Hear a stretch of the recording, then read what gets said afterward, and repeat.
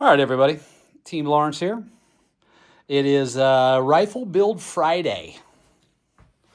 We'll just go ahead and start here on the table and just kind of give you an idea. This is a Vortex Gen 2 Razor I've had for years on a 6mm dasher. Just so happens I'm building another 6mm dasher today.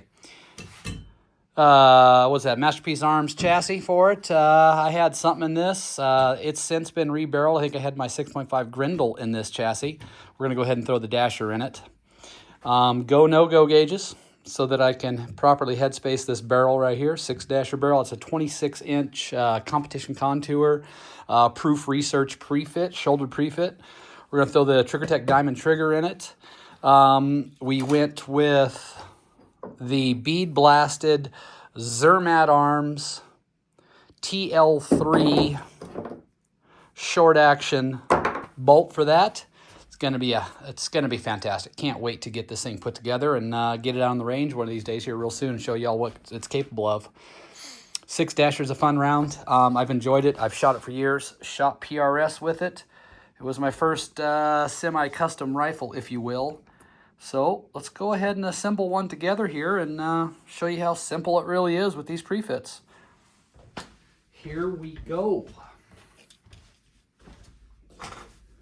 First things first, everything's laid out. I've got all my tools. I've got everything where we need it. Should be in good shape. I don't foresee any issues. Last time I did this, I flung my extractor pin halfway across the shop. We're going to see if we can go ahead and do that this time without doing it by flinging it off. Let's just get our barrel in here. We got our barrel vise over here, Short Action Customs barrel vise. Go ahead and wrap it with some drywall tape so we don't mar the finish. Go ahead and throw it in this barrel vise and get her all clamped down so we can start the assembly process. Once you do a few of these, they go pretty quick, really. They're a lot of fun. Go ahead and throw our shims in here. The shims will match basically the size of the barrel itself. I'm using the 1.2-inch shims to match the contour of this barrel. Get her on in there like so. Just a couple nuts and we'll crank this thing down so she can't move. And we'll throw that action on it.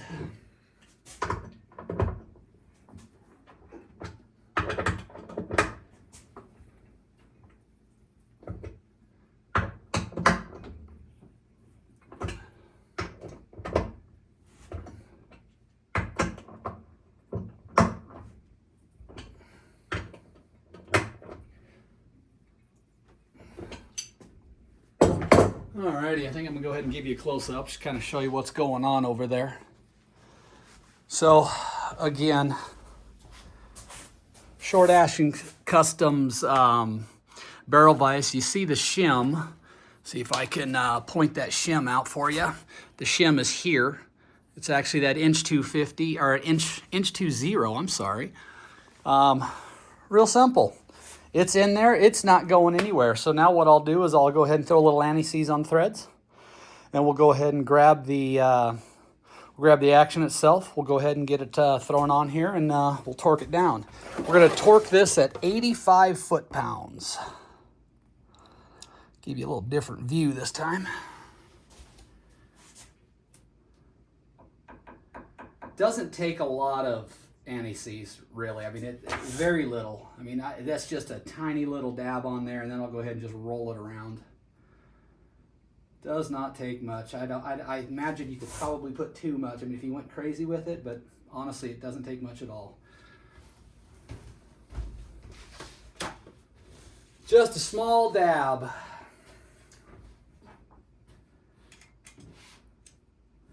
We've got our action here. I got to pull this top rail off. This is a 30 MOA scope base here. This Picatinny rail here is 30 MOA. It's pinned. That's where these Zermatt arms are nice. It's actually pinned and screwed. A lot of your high-end actions will do a single piece where the rail itself is machined into the billet, which just adds hundreds of dollars to it. This is a It's an expensive action in and of itself. It's got the machined in recoil lugs, so it's all one piece with the exception of this. Now, because it's pinned and screwed, and because I like these, I can do different size cant. This is 30 MOA I'm gonna throw at this thing. It's gonna help me get out there at that 11, 12, 1300 yard range. So let's go ahead and throw this guy on.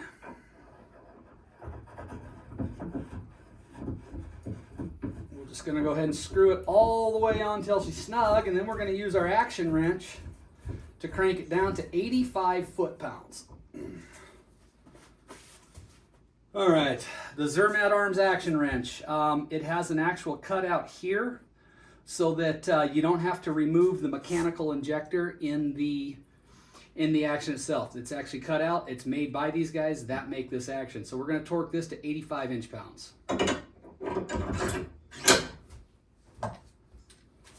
Torque wrench is already set.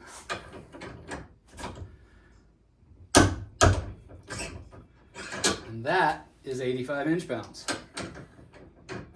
I'm sorry, 85 foot-pounds. Just like so.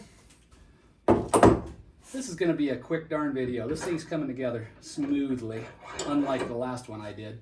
So, 85 foot-pounds torque on the action to the shouldered pre-fit. Now what we're going to do is we're going to go ahead and use our go, no-go gauges. Green go gauge, the action should drop. Red no-go gauge, the action will not drop. I should say the bolt will not close. So green close, red won't close. You're a couple thousandths different. I think it's 2 thousandths difference. It's basically the thickness of a piece of like Scotch tape in between the shoulder on these, the diameters.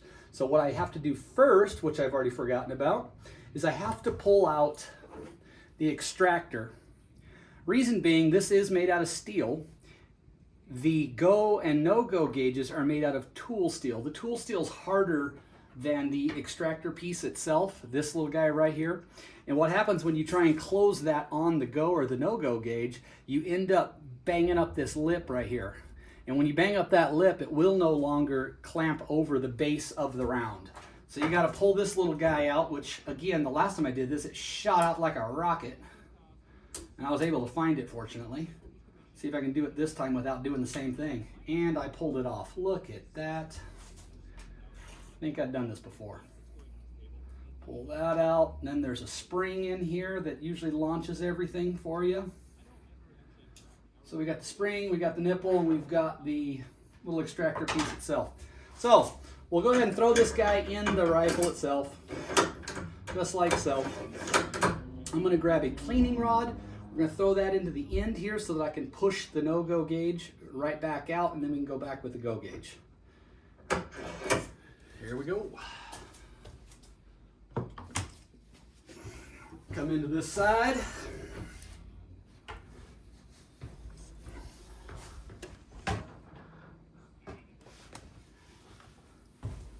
We'll insert this cleaning rod right on down, pokes out the end there. We'll pull it back just a little bit.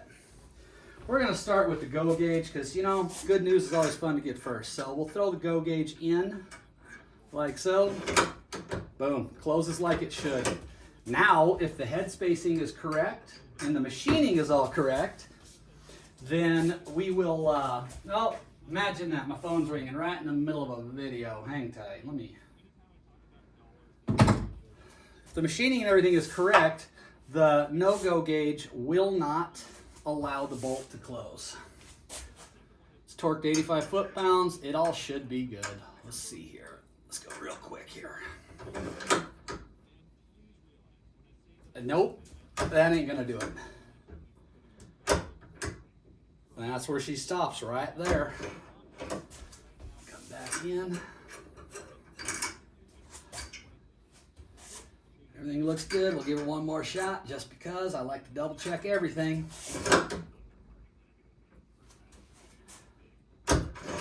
Beautiful.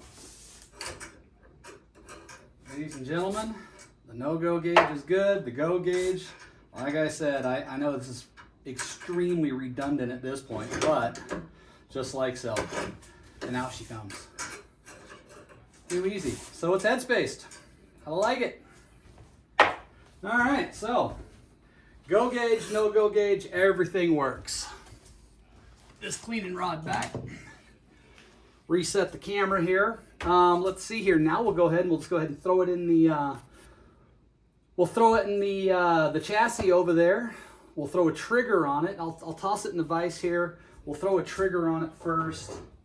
Then we'll go from there. So I'm going to brake here, get everything set up, reset the camera, and we'll make it happen.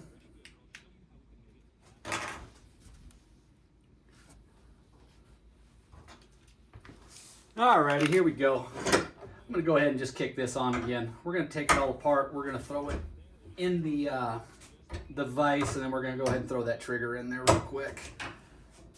No point in stopping progress right in the middle. This one's going to go together quick, like I said. It's just easy. I don't know why the other one took me so darn long. I think I was probably flapping my gums a little too much. Irrespective, as I do these assembly videos, I'll get better at them, and I'll be able to point out more things here and there. So right now we're just going to go ahead and throw this in the vise so that it's the bolt's facing down, and I can go ahead and attach that trigger to the bottom. Remington 700 style trigger. Real simple. Let's grab this. Let's come on over here. TriggerTech Diamond, there it is. There's our trigger pins right there. Those actually come with the action itself. They do not come with the trigger. Imagine that. Seems kind of odd to me, but that's just the way it works. So we will get into this trigger here. See if I can stab myself.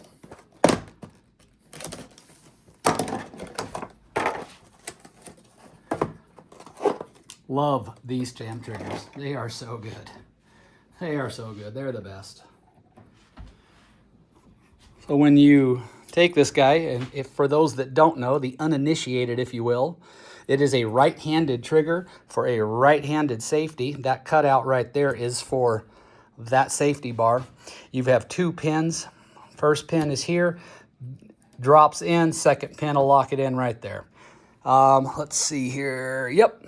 You see what I'm dealing with? Let's grab our pins and let's get to getting.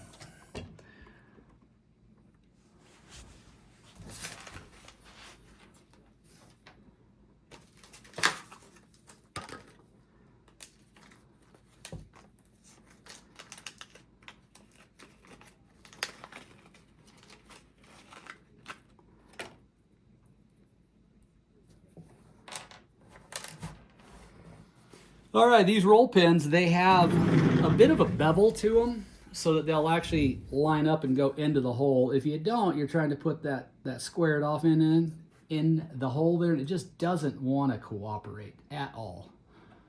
So just like so, it should just, the first pin always just slides right through. As I beat on it, just doesn't want to line up.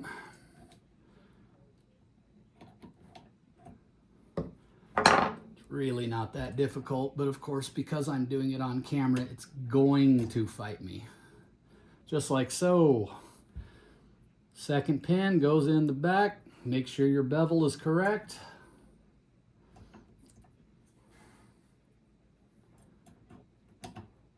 Come on. You can do it. Get it. Ooh. Fling it. Pick it up. Try it again.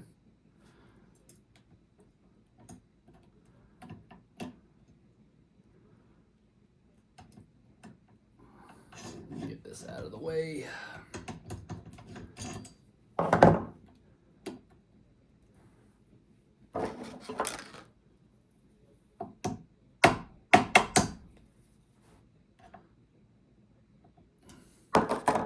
Just like so.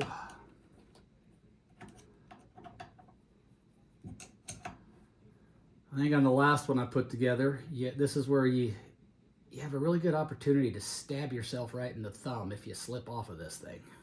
Metal on metal. Both trigger pins are in there flush. Show you what I'm talking about. They're in. They're good to go here and here. Now to adjust the trigger, we're going to go ahead and throw our bolt back in. Let's do that real quick.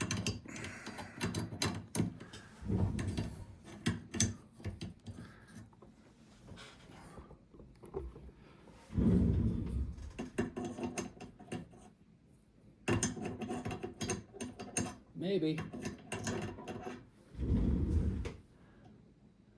See if I can get this in there. Wait, no, other way, dummy.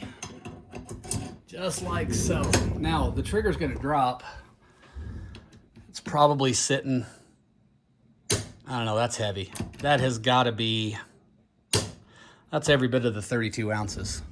So we've got a small Allen key, and right in the top of this thing, you have an Allen screw, which actually increases or decreases the tension on the trigger.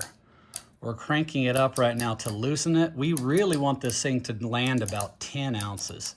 So I'll back it all the way, just about all the way out. And then I'll come back in a few, and then I'll start working on it and see where I want it. Man, that can be a little bit lighter. 2 clicks, let's see what that feels like. That feels really good. Yep, just like that. Trigger's installed. Barrel's installed. It's head spaced correctly. Everything looks good. So next is we'll go ahead and throw it in this chassis, and then we'll flip it back over and we'll put our top rail on. We'll pin that in place. Again, I've had the chassis sitting here for a little bit. So it is, call this thing a Frankenstein gun. All I had to do was buy the action and a trigger, and here we are with a brand new rifle to go play with. So let's get the action on in the chassis and button this thing up. Hold tight, let's go.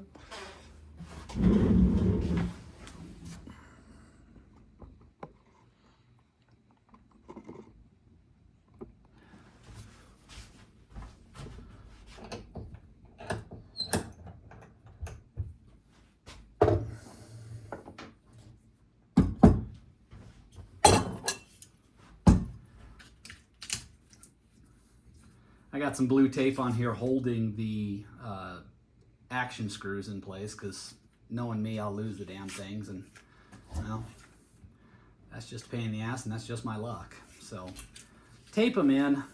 Don't have to worry about it that way. Life is good.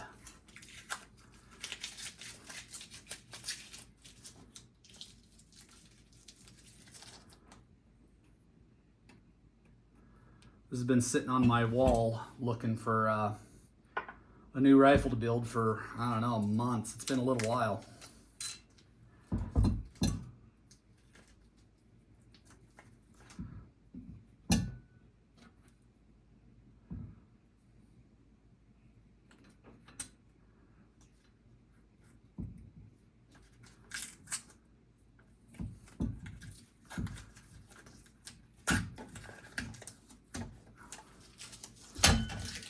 And this action screw, I actually got a piece of tape. Same blue painter's tape. There we are. Just like that. Sometimes you just got to abuse it. But here we are. We got it done. Alrighty. So, just like last time, you want to make damn sure that your recoil lug here, your recoil lug is resting on the channel that's cut for the recoil lug.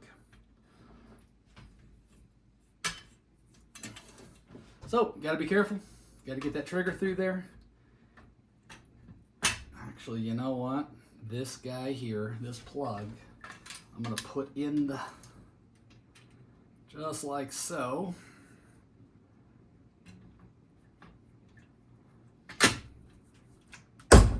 Okay, I want it down, I want it tight. Front action screw is going to go in first.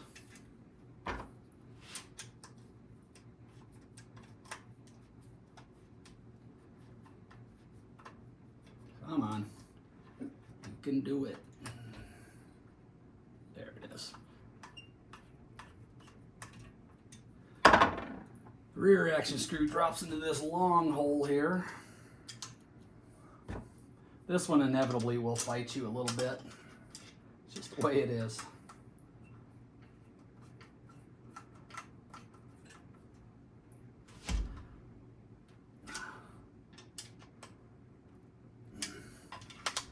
Again, I'll go ahead and torque those off camera here in a little bit.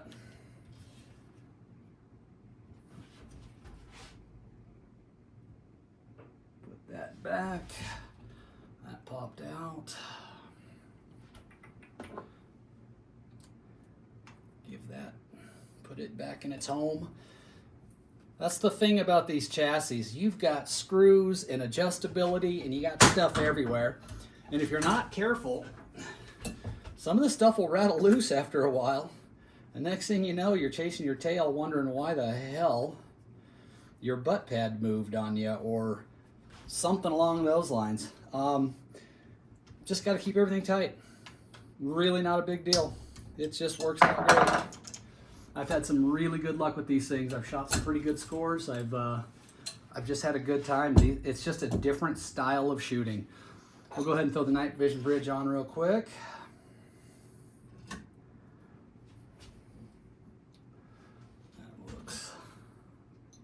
That looks good.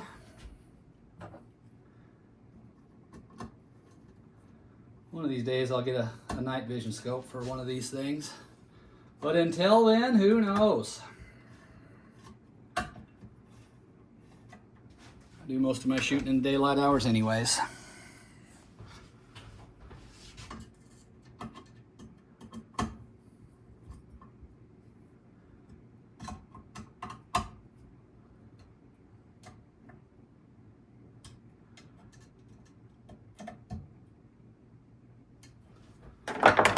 All right, we'll go ahead and throw it right back in the vise.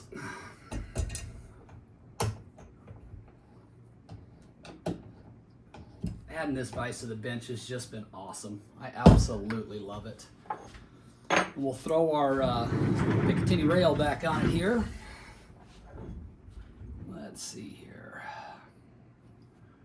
That rolls forward. Trying to do this from this angle is a little odd, but I want to make sure it's in frame. There we are. And it is tight. That's where these things being pinned really come into play. It is tight. It doesn't go anywhere. You could damn near shoot this thing without having screws in it. Obviously, we're not going to. Recoil will do crazy stuff, but it's that good. Long one's in the back, short one's in the front.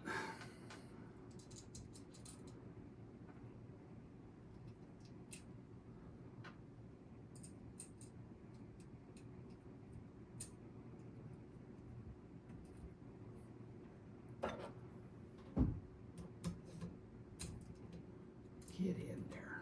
There we are.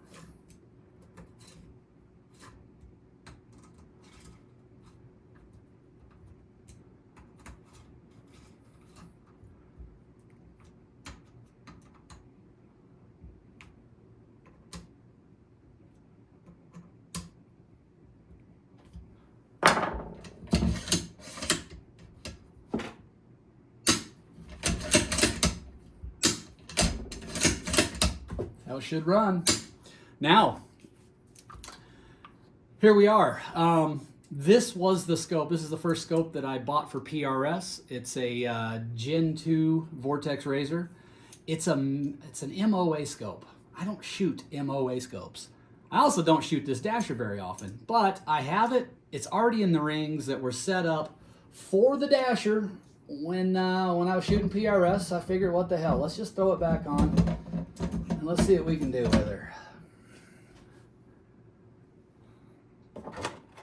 It is a good piece of glass. It really is.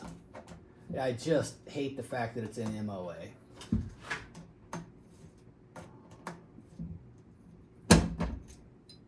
Just like so.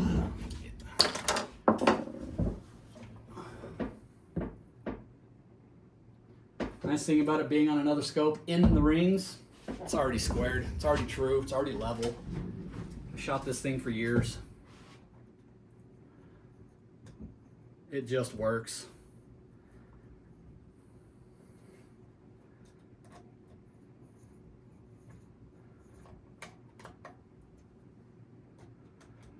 Like it was meant to be.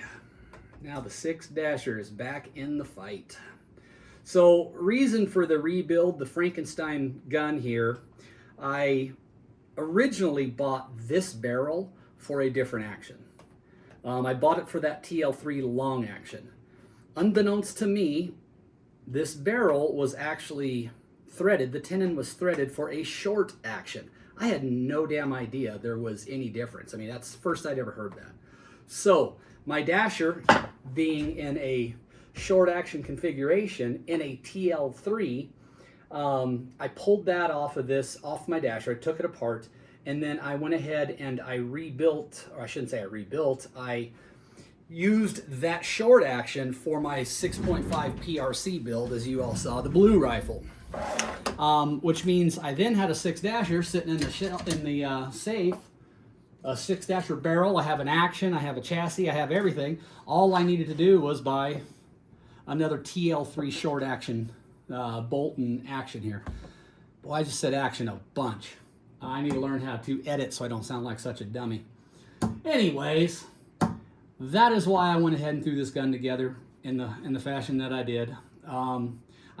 It just eats at my heart to have a impartial or an incomplete rifle sitting there. Just, I don't know, that's my shortcoming in life, I guess. I can't have an incomplete gun. Let's see here. So spring goes in. We're gonna go ahead and throw this little the piece that the ejector back into the bolt so that we can complete this build.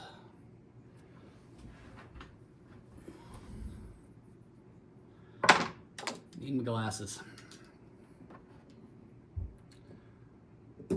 They're just like that. It's much easier putting them back together than it is taking them apart.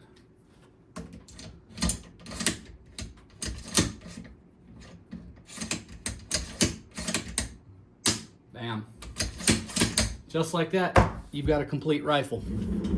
So, Masterpiece Arms chassis, Zermatt Arms TL3 short action, bead blasted finish to kind of go with that stainless barrel. I think it looks pretty sharp.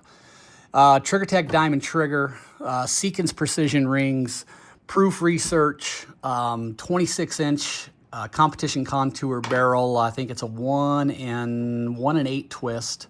I'm going to shoot the 108 grain ELD match bullets at just shy of 2,900 feet per second. This thing is, it kicks ass all the way out to about 1,200 yards is where she's max effective. But yeah, that came out pretty darn good. I'm pretty happy with it. We'll throw, obviously I shoot suppress, so we'll throw a muzzle brake or thread protector or a suppressor on there when we're shooting. But there you go. I've got 10-round AICS mags for it. The magazines for the dasher, because it's such a short cartridge, is you have a little spacer here in the back, which allows it to actually feed, because again, the cartridge is short. It's a little fat, short little thing. So, just like so, not a bad looking rifle. We'll get her buttoned up. I'll torque everything down. I don't know if you guys need to see all that, and we'll see you out at the range. Thank you, everybody.